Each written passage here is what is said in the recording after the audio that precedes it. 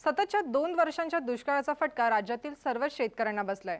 परंतु अशाही परिस्थितीत पाण्याचे योग्य नियोजन करून डाळिंब बागा यशस्वी करणारे शेतकरी देखील आहेत। नगर जिल्ह्यातील संगमनेर तालुक्यातील पिंपरणे गावचे अशोक राहिंज त्यापैकीच एक। राहिंज यांनी कमी खर्चात नैसर्गिक शेती तंत्राचा अवलंब केल्याने त्यांना 2 एकरातून 8 लाख रुपयांचा नफा मिळणार आहे। आज आपण अशोक राहिंज यांची डाळिंब शेती पाहण्यासाठी नगर जिल्ह्यात जाणार आहोत। संगमनेर तालुक्यातील पिंपरणे इथल्या अशोक राहिंज यांच्याकडे 15 एकर शेती आहे। त्यांचे वडील पारंपरिक पद्धतीने बाजरी, ज्वारी, गहू, कांदा यासारखी पिके घेत असत। पारंपरिक पिकातून फारसं उत्पन्न मिळत नव्हतं। कमी पाणी असतानाही फळबाग लागवडीतून शेतकरी चांगलं उत्पन्न घेत असल्याचं त्यांना लक्षात आलं। त्यामुळे राहिंज यांनी 5 वर्षापूर्वी 1 एकरमध्ये डाळिंबाची लागवड केली। 1 एकरातल्या 400 झाडांपासून चांगलं उत्पन्न मिळवल्यानं त्यांनी डाळिंबाचं क्षेत्र 3 एकरापर्यंत वाढवलंय। 15 एकर शेती आहे। तर लहानपणापासूनच शेती मी करतो। मधल्या काळामध्ये आम्ही खूप वेगवेगळी पिकं तरकारी घेतली, पण त्याच्यातलं काही उत्पादन इतकंच बरोबर वाटलं नाही। आणि मग बऱ्याच वेळा टीव्हीवरती किंवा आजूबाजूला फळांचे भाव बघू आणि लोक फळशेतीमध्ये पुढे जात आहेत हे बघून आम्ही 5 वर्षापूर्वी डाळिंबाची बाग प्रथमतः लावली।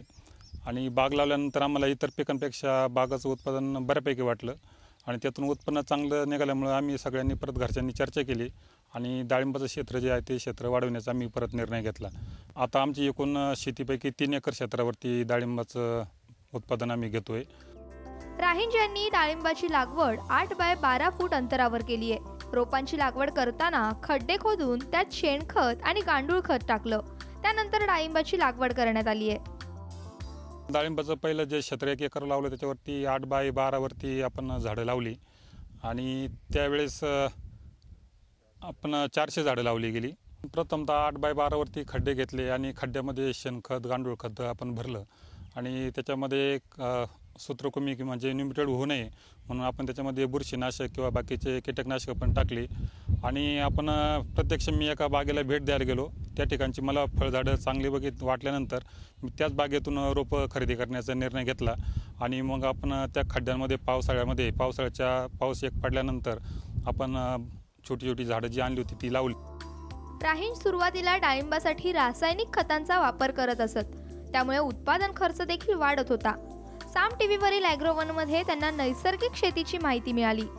त्यामुळे राहिंज यांनी गेल्या 1 वर्षापासून रासायनिक खतांचा वापर बंद केलाय। जीवामृत आणि दशपर्णी अर्काचा वापर त्यांनी करायला सुरुवात केली आहे। त्यामुळे उत्पादन खर्चात देखील मोठी बचत झाली आहे। तर पूर्वी आपण रासायनिक खतांच्या मात्रा जास्त द्यायचो आणि त्यामुळे खतं पण जास्त द्यावी लागायची आणि रोग पण आटोक्यात येत नसायचा। आणि मग पेपरला वाचून किंवा साम टीव्हीवरती किंवा ॲग्रोवन वाचून आपलं एक लक्षात आलं की आपण जास्तीत जास्त सेंद्रिय खतांचा आणि जैविक खतांचा वापर करायला पाहिजे। तर आम्ही ह्यावर्षी संपूर्ण असं ठरवलं की जैविक खतच आपण वापरूया आणि सेंद्रिय खतं वापरूया। आम्ही ह्यावर्षी कोणत्याही पद्धतीचं रासायनिक खत वापरलं नाही। सगळी बाग जी आहे ती बाग अतिशय उत्तम आहेत आणि जैविक खताचा वापर किंवा सेंद्रिय खताचा वापर जो आहे तो जास्त केल्यामुळे फळं जी आहे ते फळांना पण चांगली चकाकी आलेली आहे। पहिल्यांदा जी स्लरी आहे ती स्लरी बनवली। स्लरी बनवत असताना आपण त्याच्यामध्ये शेणखत, गोमूत्र, त्यानंतर आपण काळा गूळ आणि मका किंवा डाळीचं जे पीठ आहे ते आपण एकत्र घेतलं आणि त्याबरोबर वारुळाची किंवा वडाखालची जी माती आहे ती माती टाकली। सर्वसाधारणतः आपण जी झाडं आहेत त्या झाडांसाठी 500 ते 600 लिटर स्लरी बनवायचो आणि या स्लरीमुळे जी रासायनिक खतांची जी मात्रा होती ती तर आता कमी झालेली आहे। आम्ही सेंद्रियच वापरतो, पण सेंद्रिय वापरल्यामुळे आणि जीवामृत एकत्र वापरल्यामुळे आपली खर्चाची जी बचत आहे ती बचत खूपच आता झालेली आहे। रासायनिक खतांचा वापर बंद केल्यानं पाणीही कमी लागतं। तसंच यंदा उन्हाळ्यात पाण्याची टंचाई जाणवत असल्यानं राहिंज यांनी त्यांच्या शेतातल्या मक्याचं कव्हर आणि गवताचा वापर मल्चिंग म्हणून केलाय। नैसर्गिक पद्धतीनं डाळिंबाची बाग फुलवल्यानं डाळिंबाच्या फळांना चकाकी आहे। यावर्षी पाऊस खूपच कमी होता, विहिरीला पाणी कमी होतं आणि त्यामुळे आमच्याकडे जी मका आम्ही घेतली होती तिचं जे वरचं कवर आहे त्या मक्यावरचा कवर तो आम्ही असा ठरवला की सगळीकडे आपण त्याचं मल्चिंग करूया। आम्हाला तर यावर्षी शेजारी ऊस नसल्यामुळे आम्ही पाचट मिळू शकलो नाही आणि त्यामुळे आम्ही मक्याचं मल्चिंग केलं आणि मागच्या वर्षी आम्ही खूप आमच्या शेतामधला जो गवत आहे ते लोक घेऊन जायची. यावर्षी आम्ही असं ठरवलं की शेतामध्ये कोणालाही गवत घेऊन द्यायचं नाही. जे तण निघतं किंवा गवत निघतं तेच झाडाखाली गाडायचं आणि त्याचाही जो फायदा आहे तो आम्हाला खूप झालेला आहे. की पाणी तर खूपच कमी होतं, पण आम्ही सेंद्रिय खतं आणि जैविक खतं वापरायचे ठरवल्यामुळे मागच्या वर्षी जे पाणी वापरत होतं त्यापेक्षा खूपच पाणी आम्हाला कमी लागलं आणि ते जे पाणी वापरत होतो त्यापेक्षा कमी पाणी वापरून आमची जी फळं आहेत ती फळं अतिशय उत्कृष्ट आणि चांगल्या दर्जाची निघालेली आहेत. राहींजांनी सध्या 2 एकरातील बहर धरलाय. त्यातील 1 एकरातील बाग 5 वर्षांपूर्वी लावली आहे, तर दुसरी 1 एकरातील 2 वर्षांपूर्वी लावली आहे. 2 एकरमध्ये 800 झाडं आहेत. 65 रुपये किलो प्रमाणे डाळिंबाची विक्री देखील सुरू आहे. खर्च वजा जाता राहींजांना 8 लाख रुपयांचा नफा मिळणार आहे. जैविक आणि सेंद्रिय खतं वापरली त्यामुळे आपल्याला जवळजवळ खतांसाठी आणि औषधासाठी 2.5 ते 3 लाख रुपये खर्च आला. आणि मधल्या काळामध्ये खास बाग वाचविण्यासाठी आपण मध्येच एक पाईपलाईन आपली अपूर्ण होती आणि बाग तर वाचवला पाहिजे यासाठी आपण परत 2 लाख रुपये घातले. म्हणजे जवळजवळ असा 4.5 ते 5 लाख रुपये आपण या 800 झाडांसाठी सध्या खर्च केलेला आहे. तर खर्च जरी झाला तरी उत्पादन हे चांगलं मिळेल अशी अपेक्षा आहे. सध्या मला वाटतं 65 ते 70 रुपये रेट चालू आहे आणि आपली 2 एकरामध्ये जवळजवळ 800 झाडं आहे. तर 800 झाडांना जवळजवळ 20 टन माल निघण्याची आपली अपेक्षा आहे. म्हणजे 13-1 लाख रुपये आपल्याला निव्वळ उत्पादन मिळेल आणि त्यातला खर्च वाज जाता 5 लाख रुपये तर 8 लाख रुपये मिळण्याची आपल्याला अपेक्षा आहे. संगमनेर भागात मोठ्या प्रमाणात डाळिंब बागा आहेत. मात्र रासायनिक खतं आणि कीडनाशकांचा अतिवापर केल्यानं बागांवर तेल्या रोगांचा प्रादुर्भाव झालाय. मात्र साम टीव्हीवरील ॲग्रोवनमुळे नैसर्गिक शेती तंत्राचा अवलंब केल्यानं उत्पादन खर्चात बचत होतीये.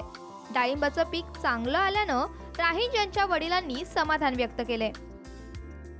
संगमनेर तालुक्यामध्ये इतके डाळिंब क्षेत्र आहे आणि इतके डाळिंब उत्पादक आहेत, चांगले चांगले तज्ज्ञ आहेत. पण आत्तापर्यंत सर्व काही बागा आहे ना सगळे रासायनिक आणि खर्चिक रासायनिक केमिकल पेस्टिसाईडमुळे ना सगळे जमिनीचे प्रत खराब होणे, रोगराई वाढणे.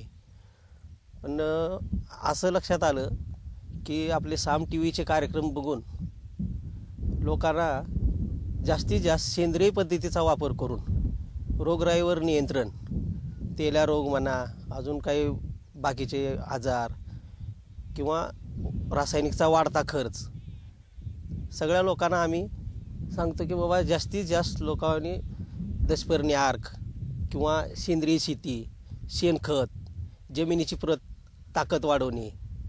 जमिनीची ताकद वाढली म्हणजे झाडाची ताकद वाढली, उत्पादन वाढलं आणि खर्च कमी झाला. शेती करताना बाजरीचे ज्वारीचे पिकं घ्यायचो, गव्हाची पिकं घ्यायचो, थोडाफार कांदा घ्यायचो. त्याच्यातून काही एवढं उत्पन्न मिळत नसो. बाहेर फिरायला कुठेतरी गेलो तर मग आजची बागा बेगा नजर पडायचं. मनात यायचं कधीमधी का आपल्याला बाग लावा वाटतं. मग पोरांची चर्चा करून काय ना बाग लावायला मी सुरुवात केली आणि मग सुरुवात केल्यानंतर पोरं नोकरीला लागले. ते तिकडे गेल्यानंतर मी मग स्वतः त्यांनी सांगितलं असं करा नाना तसं करा. मग मी आपलं बघायचो, मागं पुढं बघायचो. औषध हे फवारा, ते फवारा, ते आणा, हे आणा, असं करून मी आपलं करतो. सकाळी चक्कर मारायला येतो. दिवसातून 4-2 चक्कर होतात माझे. त्याच्यामुळं बरं वाटतं. पैसा पाणी बी बरा यायला लागला. सततच्या दुष्काळामुळे शेतकरी हवालदिल झालाय. मात्र राहींज यांच्याप्रमाणे शेतकऱ्यांनी रासायनिक पद्धतीऐवजी नैसर्गिक शेती तंत्राचा वापर केल्यास कमी पाण्यातही चांगलं उत्पन्न मिळणं शक्य होणार आहे.